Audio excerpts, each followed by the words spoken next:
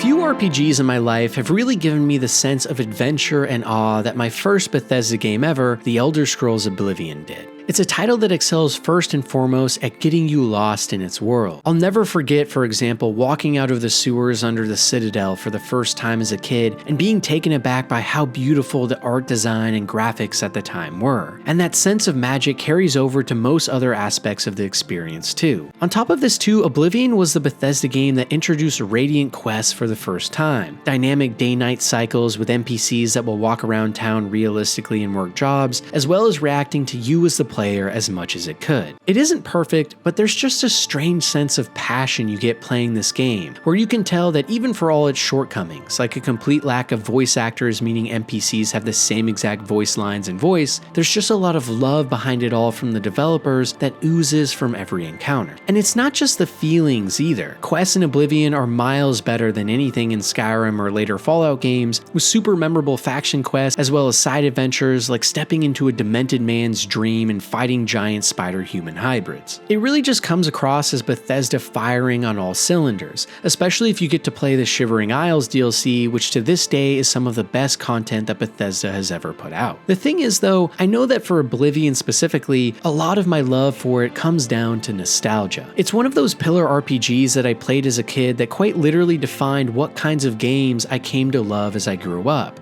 But even outside of the nostalgia, Oblivion really does have so many memorable things as an RPG, like the arena and adoring fan, the massive amount of big cities to explore along with hidden wilderness, and even the ability to create whatever character you want while crafting your own spells. And for me, it's just the perfect example of the Bethesda formula done right, where not only is there a grand sense of exploration and wonder at all times, but many of the game's systems and ideas come together flawlessly into a full package, including writing and quests that aren't extremely low quality and lazy like say Starfield. By no means the most complex RPG ever, and in many ways inferior in any one aspect you can think of when compared to other greats, and yet so impactful because of the sense of awe and transfixion it gives you, as the music hits a crescendo as you walk your way through a forest, and the sounds of nature envelop your every being, putting a smile on your face. An RPG that may not have the depth of some of my other favorites, but that nonetheless makes me feel something I wish all the others could.